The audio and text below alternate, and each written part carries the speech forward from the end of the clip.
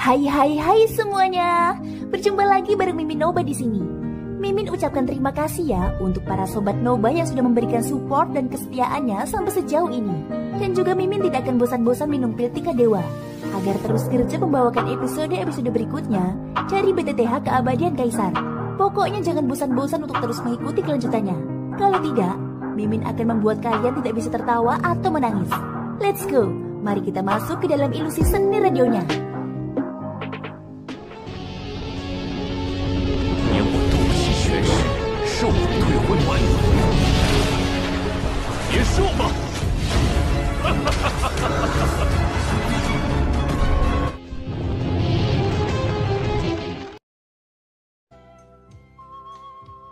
Melanjutkan cerita dari episode sebelumnya ya. Xiaoyan, tubuh Sanhuo bergetar hebat di dalam pavilion itu. Kata-kata di mulutnya seakan-akan dipaksa keluar dari sela-sela giginya. Kedengarannya seperti dipenuhi amarah sambil menahan kesedihan di dalam hatinya. Ketika amarah di dadanya membara hingga batasnya, doki yang kuat di dalam tubuh Sanhuo tiba-tiba meletus. Pada saat yang sama amarah di dadanya berubah menjadi niat membunuh yang tak berujung. Mati, karena aku tidak bisa mendapatkan apapun. Aku akan membunuhmu hari ini. Hari ini, aku akan mencabik-cabikmu menjadi 10.000 keping. Teriakan serak terdengar dari mulut Sanhuo seperti auman binatang buas. Penampilan Sanhuo yang meringis tampak sangat menakutkan. Tubuh Sanhuo tiba-tiba melesat maju dengan suara gemuruh yang serak dan marah. Ia bagaikan bola meriam saat ia melesat cepat ke arah Xiaoyan yang berada di dekatnya. Doki berwarna hijau tua dengan cepat menggumpal di permukaan tubuh Sanhuo. Dalam sekejap mata, ia berubah menjadi baju besi kokoh yang membungkus seluruh tubuhnya. Armor itu ditutupi dengan duri yang sangat tajam. Ketika menembus udara, armor itu meninggalkan banyak garis retakan hitam pekat di ruang kosong di sekitarnya. Angin yang tak terlihat seperti bilah tajam menyapu bagian dalam ruangan. Suara ledakan terus bergema. Pada saat ini, terlepas dari apakah itu di bawah kakinya, di atas kepalanya, atau dekorasi lain di ruangan itu, semuanya berubah menjadi berkeping-keping oleh serangan Sanhuo. Kekuatan yang tak terhentikan itu membuat siapapun yang melihatnya terkejut. Namun saat ini Xiaoyan yang berdiri di depan Sanhuo memiliki ekspresi yang tidak tergerak di wajahnya. Bahkan ada senyum dingin samar di sudut mulut Xiaoyan. Sanhuo menyerang dengan marah. Baru saat itulah Xiaoyan mengangkat tangannya. Tindakannya tampak lambat namun cepat. Ada rasa urgensi di tengah-tengah kelambatan itu. Dan bayangan-bayangan tampak padat. Hati Sanhuo menjadi semakin marah saat melihat wajah Xiaoyan menampakkan senyum dingin. Raungan serak dan rendah sekali lagi terdengar dari tenggorokannya. Kekuatan baju besi pada di permukaan tubuhnya menjadi semakin mengerikan.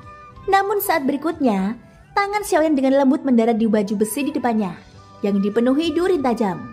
Serangan telapak tangan ringan ini dengan mudah menghalangi Sanhuo yang tengah menyerbu dengan ganas. Kemunculan adegan ini menyebabkan ekspresi wajah Sanhuo di balik baju besi itu tiba-tiba menjadi terkejut. Ketika dia mengangkat matanya dan melihat ke atas, dia melihat bahwa ekspresi wajah Xiaoyan masih tenang. Sanhuo tampaknya tidak memberikan tekanan berarti pada Xiaoyan.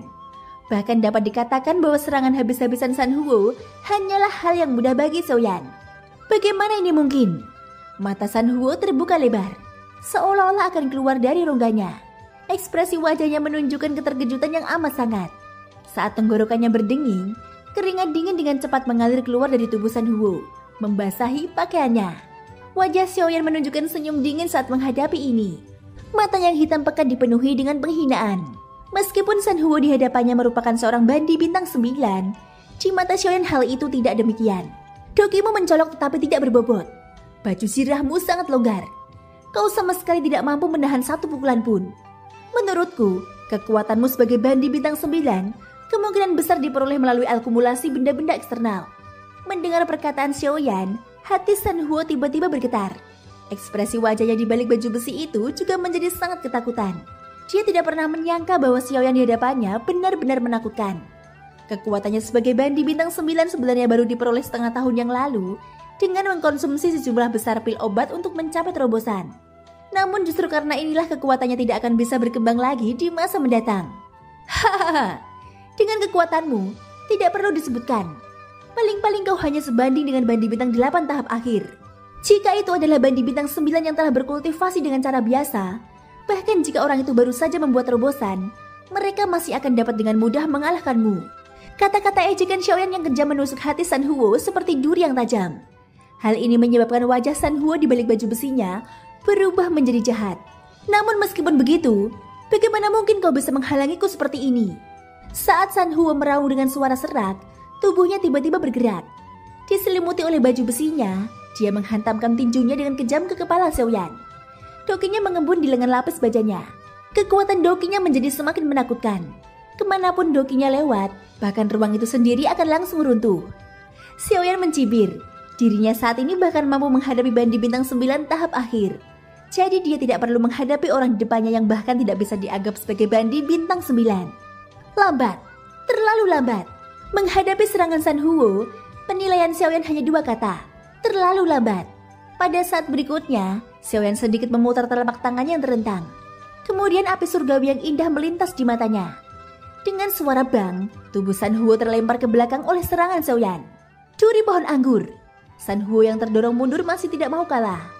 Doki dalam tubuhnya melonjak hebat, dan dengan cepat mengembun menjadi duri hijau gelap di ruang sekitarnya. Saat duri-duri itu berputar, mereka memancarkan kilau sedingin es yang menyerupai sinar pedang. Membunuh! San Huo menggertakkan giginya dan meraung marah. Pada saat yang sama ketika duri-duri itu melesat keluar, tubuh San Huo juga dengan cepat berubah menjadi sinar cahaya hijau tua yang melesat ke arah Xiaoyan dengan kecepatan tinggi. Banyak duri melesat di udara, membentuk pengepungan saat mereka dengan cepat melesat ke arah Xiaoyan. Di ruang sempit ini, Xiaoyan tidak bisa menghindar. Sudut mulut Xiaoyan sedikit menyeringai. Dia bahkan tidak melihat duri-duri yang melesat ke arahnya. Sebaliknya pada saat tertentu, tubuhnya yang berdiri di tempat itu tiba-tiba terpelintir, dan tendangan menghantam ruang di sampingnya dengan kejam. Dalam sekejap, kekuatan yang menakutkan meledak seperti banjir besar. Pada saat yang sama di ruang yang awalnya kosong, San Huo yang berbaju besi tiba-tiba muncul dan menghadapi serangan ganas Xiaoyan secara langsung. Setelah serangan itu mendarat, ekspresi San Huo langsung menjadi sangat ketakutan. Matanya dipenuhi dengan teror yang tak berujung. Namun Xiaoyan tidak memberinya kesempatan untuk mengatur nafas. Ini karena kekuatan jiwa yang telah disebarkannya jelas merasakan bahwa banyak ahli telah berkumpul di luar pavilion 4 arah. Kemungkinan besar semua ahli bandi di seluruh kota aliran dingin telah berkumpul di sini.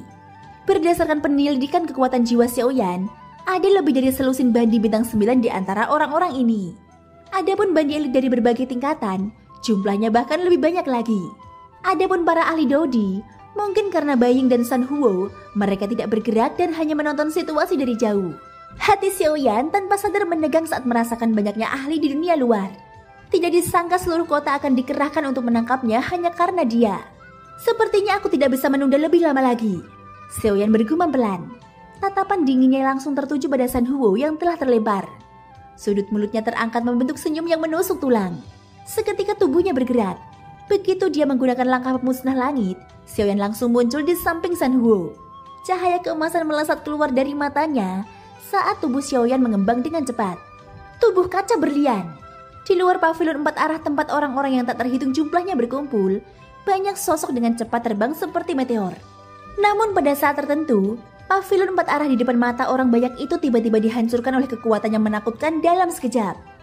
Di hadapan tatapan heran semua orang yang hadir, kekuatan dahsyat meledak dari pavilion 4 arah. Selain itu, kekuatan itu hanya membutuhkan waktu singkat untuk menghancurkan seluruh pavilion.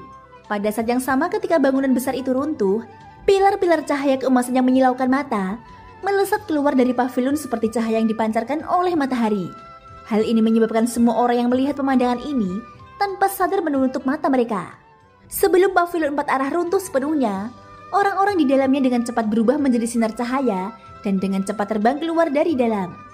Ketika orang banyak itu mengangkat mata mereka lagi, cahaya keemasan yang menyilaukan mata itu berangsur-angsur berkurang. Tak lama kemudian, raksasa yang dapat menahan langit perlahan muncul di hadapan mata orang banyak itu. Pada saat ini sosok yang tampak agak menyedihkan memancarkan lapisan tipis cahaya doki hijau tua dari tubuhnya. Dengan penglihatan banyak orang, mereka dapat melihat dengan jelas bahwa doki hijau tua itu mengembun menjadi satu set baju besi. Namun pada saat ini baju besi itu tampak penuh dengan retakan yang mencolok. Di dada baju besi itu terlihat jelas sebuah cengkungan. Itu disebabkan oleh tendangan Xiaoyan. Pada saat ini raksasa emas yang berdiri di hadapan orang banyak itu adalah Xiaoyan, yang telah menggunakan tubuh kaca King Kong. Karena cepat atau lambat dia akan ketahuan, Xiaoyan tidak terlalu memperhatikan tatapan serakah dari orang banyak. Dia sudah melihat terlalu banyak hal seperti ini. Pada saat ini ketakutan tergambar jelas di wajah pucat San Huo. Dia tidak pernah membayangkan bahwa kekuatan seorang bandi bintang 9 yang sangat dia banggakan akan tampak begitu tidak berarti di hadapan Xiaoyan. Mungkinkah itu benar-benar seperti yang dikatakan Xiaoyan? Apakah dia benar-benar selemah itu? Tidak, bukan karena San Huo terlalu lemah. Hanya saja kekuatan Xiaoyan yang sebenarnya terlalu mengerikan. Hanya dengan kekuatan seorang Bandi Bintang 6, Xiaoyan mampu mengalahkan Bandi Bintang 9 tahap akhir. Di hadapannya, San Huo benar-benar bukan apa-apa. Jadi tidak dapat dikatakan bahwa San Huo lemah. Hanya dapat dikatakan bahwa lawan yang dihadapinya terlalu kuat. San Huo batuk darah. Seluruh tubuhnya bergetar hebat. Namun ekspresi di matanya saat dia melihat Xiaoyan menjadi lebih ganas. Xiaoyan, hari ini, bahkan jika aku harus membayar dengan nyawaku, aku akan bertarung denganmu sampai mati. Jika aku tidak mendapatkan apa yang aku inginkan, jangan pernah berpikir untuk pergi. Tubuh San Huo membengkak dengan cepat saat suaranya yang sangat serak terdengar. Pelindung di permukaan tubuhnya menghilang. Banyak garis retakan merah terang dengan cepat terbelah di kulitnya yang kering dan keriput. Darah segar berwarna merah terang dengan cepat mengalir keluar dari sana. Bahkan doki di dalam tubuhnya dengan cepat menjadi ganas saat ini. Dilihat dari penampilannya, San Huo jelas berencana untuk menghancurkan dirinya sendiri. Melihat kejadian ini, ekspresi wajah para bandi di langit tiba-tiba berubah. Mereka tidak menyangka bahwa sebelum Xiaoyan tertangkap, San Huo sudah memberi mereka hadiah yang begitu besar. Orang gila, orang ini benar-benar gila. Cepat, cepat mundur. Orang gila ini akan menghancurkan dirinya sendiri. Seketika banyak teriakan ketakutan mulai bergema di langit. Kerumunan yang baru saja berkumpul di sekitar pavilion 4 arah segera melarikan diri dengan panik seperti kawanan domba yang ketakutan. Langit di atas kota aliran dingin segera berubah menjadi sepanci bubur. Sungguh lelucon. Bagaimanapun juga, San Huo adalah seorang Bandi Bintang 9. Meskipun kekuatannya tidak sebanding dengan Bandi Bintang 9, kekuatan San Huo tidak akan lemah sama sekali. Jika dia meledak saat ini, kekuatan ledakan dirinya akan sangat kuat sehingga bahkan Bandi Bintang 9 yang hadir tidak akan dapat lolos dari malapetaka. Namun sementara semua orang di langit panik, Xiaoyan mencibir dalam hatinya. Pada saat yang sama telapak tangannya yang besar dan keemasan tiba-tiba mengepal erat. Suara dentingan logam yang bertabrakan segera terdengar di langit. Di tengah kepanikan, tatapan semua orang sekali lagi tertarik pada Xiaoyan. Aku tidak akan membiarkanmu menghancurkan dirimu sendiri. Saat teriakan dingin dan menghina keluar dari mulut Xiaoyan, tinju emas raksasa itu membawa kekuatan yang sangat menakutkan saat tanpa ampun merobek ruang. Dalam sekejap mata, tinju itu telah menghantam San Huo dengan kejam, yang tubuhnya telah membengkak hingga tingkat yang ekstrim. Sebuah ledakan yang mengguncang bumi bergema di langit di atas kota aliran dingin. Tinju Xiaoyan telah langsung meledakkan wilayah angkasa yang luas. Setelah menerima tinju Xiaoyan, doki yang mengamuk di dalam tubuh San Huo langsung terurai oleh tinju Xiaoyan. Langsung terbebas dari kendali San Huo. Ini juga secara pasif mencegah San Huo menghancurkan dirinya sendiri. Begitu tinju itu mendarat, tubuh San Huo langsung melayang tak terkendali seperti karung yang rusak. Kemanapun ia lewat, sejumlah besar darah menyembur keluar. Pada akhirnya San Huo yang sudah hampir mati itu menghantam aula utama Sun Mansion dengan keras. Dengan suara keras, tubuh San Huo tanpa ampun menghancurkan kawah besar di halaman yang sangat luas itu. Pada saat ini semua orang dari klan Sun memiliki ekspresi terkejut saat mereka melihat San Huo yang tak sadarkan diri di kawah. Hal ini terutama berlaku untuk kepala klan Sun, San Suo. Ekspresinya sangat buruk saat ini. Tidak apa-apa jika ini terjadi di depan mata klan Sun. Namun yang paling membuat San Suo marah adalah bahwa kepala klan Bai ada tepat di depan matanya. Tepat pada saat ini Bai yang berada di belakang Bai Ying segera menunjukkan ekspresi terkejut. Matanya menatap tajam ke sosok tak sadarkan diri di kawah. Dan suaranya dipenuhi dengan ketidakpercayaan. Ini San Huo. Melihat ekspresi terkejut di wajah Bai Ying tidak bisa menahan rasa penasarannya. Dia mengangkat alisnya sedikit dan bertanya pada Bai Yi. Apa? Mungkinkah orang ini juga seorang Bandi Bintang 9? Tanya Bai Ying. Ya, orang ini juga merupakan Bandi Bintang 9 awal. Meskipun aku belum pernah bertarung dengannya, tidak ada keraguan tentang itu. Aku tidak pernah menyangka dia akan menjadi seperti ini dalam waktu yang sesingkat itu. Bai Yi mengangguk dan menatap San Huo di kawah dengan rasa takut yang masih ada. Dia tidak bisa menahan rasa dingin yang menjalar di punggungnya. Tidak perlu terlalu banyak memikirkan orang yang menyerang San Huo. Tentu saja itu adalah Xiaoyan. Namun Bai Yi tidak menyangka San Huo akan dikalahkan begitu cepat. Terlebih lagi dia dikalahkan dengan sangat menyedihkan. Sulit dibayangkan kalau dia ada di tempat San Huo. Orang yang terbaring di kawah itu kemungkinan besar adalah dia. Bai Yi. Memikirkan hal ini, hati Bai Yi dipenuhi rasa dingin. Mendengar kata-kata Bai Ying tidak dapat menahan diri untuk tidak memperlihatkan ekspresi terkejut. Baru 4 hingga 6 jam sejak ia menerima berita dari Baye. Namun dalam waktu sesingkat itu, Xiaoyan telah dengan cepat mengalahkan Bandi Bintang 9. Terlebih lagi, karena San Huo pada awalnya tidak mengenali Xiaoyan, mungkin waktu yang digunakan Xiaoyan untuk mengalahkan San Huo jauh lebih singkat dari apa yang dibayangkan Bai Ying. Memikirkan hal ini, raut wajah Bai Ying tak dapat menahan diri untuk berubah. Ia merasakan gelombang keterkejutan terhadap Xiaoyan di dalam hatinya. Mampu mengalahkan Bandi Bintang 9 dalam waktu yang singkat.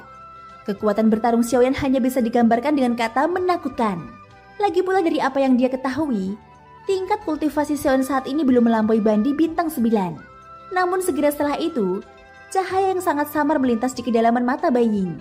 Ketika dia mengangkat kepalanya untuk melihat San Suo, senyum juga melintas di sudut mulut Bai Ying. Perubahan yang terjadi kurang dari sekejap itu tidak disadari oleh San Suo sama sekali. Thank you guys sudah mendengarkan ceritaku di episode kali ini sampai akhir. Ikutin terus kelanjutan episode berikutnya ya. Semoga hari kalian menyenangkan. Sampai jumpa dan bye-bye.